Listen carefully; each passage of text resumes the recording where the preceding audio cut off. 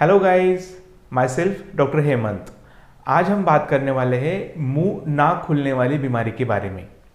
इस वीडियो में हम सब कुछ जानने वाले, ये बीमारी क्यों होती है और इसकी मैनेजमेंट कैसे की जाती है, इसमें कितना टाइम लगता है, ये सब कुछ बातें मैं आपसे शेयर करने वाला। सो बिना स्किप किए हुए ये वीडियो आप पूरा देख लेना ताकि आपको पूरी इंफॉर्मेशन मिल सके। मुंह ना खुलने वाली बीमारी को हम ओरल सबम्यूकस फाइब्रोसिस बोलते हैं। ये इंग्लिश टर्म है।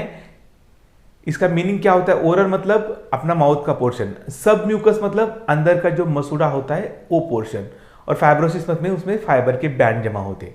सो इससे क्या होता है, उस फाइबर की बैंड की वजह से आपका मुंह खुलना जो होता है वो बंद होता है। इज बेसिकली क्रोनिक कंडीशन और ये प्री कैंसरस कंडीशन भी होती है। मैं आपको डरा नहीं रहा हूं, बस सिर्फ आगाज कर रहा हूं। आप इस बारे में पूरी तरह से जान लोगे और अगर कुछ आपको प्रॉब्लम हुआ है तो भी आप इससे डील कर सकते हैं।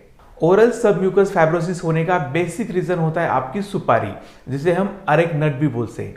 इस अरेक नट से क्या होता है, इस अरेक नट्स जब हम चबाते हैं या गुटखा पान सुपारी में जब ये नट्स होती है, इरैकोलिन और फ्लैवेनॉइड बोल के एक अल्कोलाइड सब्सटेंस बाहर निकलते हैं, और ये अल्कोलाइड सब्सटेंस ही रिस्पॉन्सिबल होते हैं हमारे मुंह की इलास्टिसिटी कम करने के लिए। ये जो अल्कोलाइड होते हैं वो हमारे स्किन में एंटर होते हैं, और वहां पर एंटर होने के बाद वहां पर फाइब्रोब्लास्ट का साइज और नंबर बढ़ाते हैं, और उस फाइब्रोब्लास्ट के नंबर और साइज बढ़ाने की वजह से वहां पर कोलेजन फाइबर बहुत ज्यादा पैमाने पर बनता है। इतना ज्यादा पैमाने पर बनता है कि वो क्रिस क्रॉस हो जाता है। क्रिस क्रॉस होने के बाद जो इलास्टिसिटी होती है वो इलास्टिसिटी ऑटोमेटिकली कम होती है, और रिजल्टली हमारा मुंह कम खुलता है। This is the simple way to understand what is the OSMF।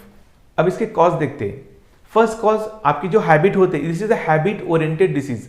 आपकी जो हैबिट होती है, आप गुटखा पान सुपारी जो खाते हो, उसमें जो सुपारी का कंपोनेंट होता है, that is the mainly responsible for creating the OSMF। 99% ये हैबिचुअल ओरिएंटेड ही होता है।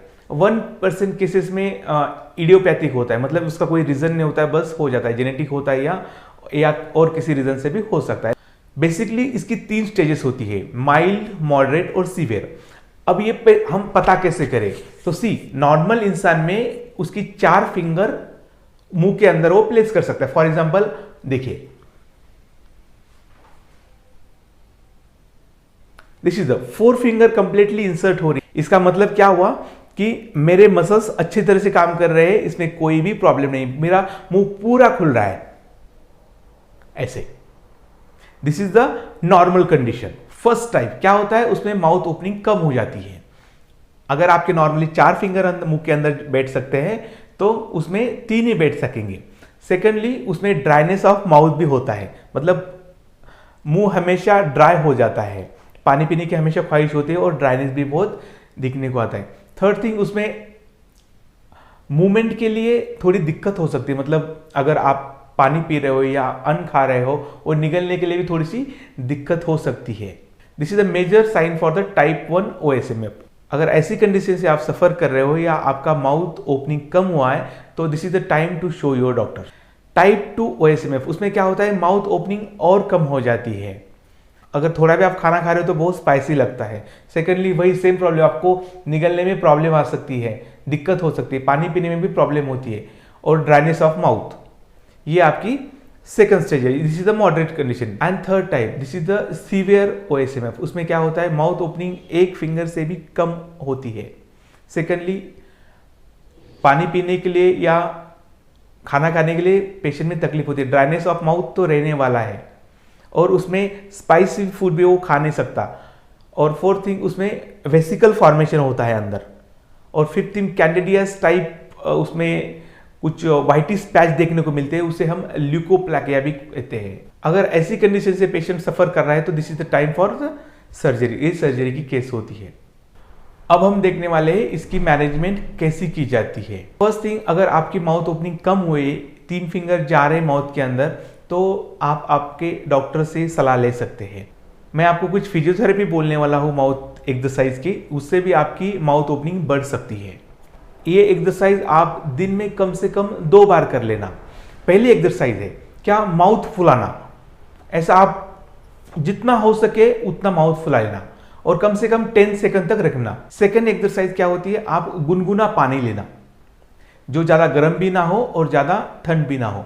वो आप आपके मुंह में ले लेंगे और पूरे माउथ में घुमाएंगे और फेंक नहीं देना, उसे माउथ को अंदर से सेकना। क्या होता है, जो अंदर की जो मसल्स होती है वो मसल इलास्टिक होती है और आपका जो हॉट वाटर होता है वो हॉट वाटर उसकी इलास्टिसिटी फैसिलिटेट करता है। देखिए आपने कई बार सुना होगा कि जो पाइल्स के या फिशर के पेशेंट होते हैं उनको हॉट वाटर बाथ लेने को प्रिस्क्राइब किया जाता है। उसका रीज़न क्या होता है, ताकि वो हॉट वाटर जो होता है वो वहाँ की इलास्टिसिटी प्रोवाइड करता है, इलास्टिसिटी फैसिलिटेट करता है। वैसी सेम कंडीशन हमारे मुंह के अंदर भी होती है। हमारे मुंह के अंदर के मसल भी जो होते हैं वो इलास्टिक होते हैं, उनकी इलास्टिसिटी कम हुए तो वो गर्म पानी जो होता है, वो गुनगुना पानी जो होता है, वो उसकी इलास्टिसिटी फैसिलिटेट करता है, इसलिए हमें उसे बात लेना हो। थर्ड टाइप में आता है बलून फुगाना या इंडियन शंख फूंकना।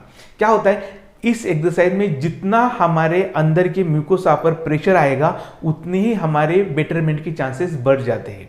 तो ये इसमें क्या होता है, जब हम बलून फुगाते हैं तो ये पूरा मसल्स फूक जाता है, ये पूरा मसल्स फूक जाता है, तो ऑटोमेटिकली अंदर के मसल्स पर प्रेशर आ जाता है और इसकी इलास्टिसिटी बनने में हेल्पफुल रहती है। कम से कम दिन में आप 8 से 10 बलून फुगाने की कोशिश कीजिए। या सेकंड बात होती है, आप शंख भी फूक सकते हैं। देखिए ऐसा शंख जो होता है, ऐसा जब आप पूरी हवा से प्रेस करोगे तो पूरे अंदर की म्यूकोसा पर उसका प्रेशर आता है और उसकी जो फाइबर होते हैं वो फाइबर लूज होने में उसकी हेल्प होती है। फोर्थ टाइप की exercise, this is the ice cream stick exercise. आजकल माउथ ओपनिंग के स्क्रू भी आते हैं मार्केट में। कुछ आइस स्टिक लेने के, जितना आप माउथ ओपन हो सकता है दोनों बाजू से उसका बंच बनाने का और अंदर ढकेलने का, जितना हो सके वहां पर होल्ड करने का। आपको बहुत प्रेशर लगेगा, बहुत दर्द भी होगा, लेकिन जितना बर्दाश्त हो सकता है उतना आप बर्दाश्त करने की कोशिश करना और फिर निकलना। और ऐसे ही हर दिन जैसे जैसे माउथ ओपनिंग बढ़ती जाएगी वैसे वैसे आप उसमें आप एक एक स्टिक ऐड करते जाओगे। So this is the 4 basic physiotherapy exercise for the mouth opening. Mouth opening के बाद आपको कुछ मेडिसिन भी लेना जरूरी होता है।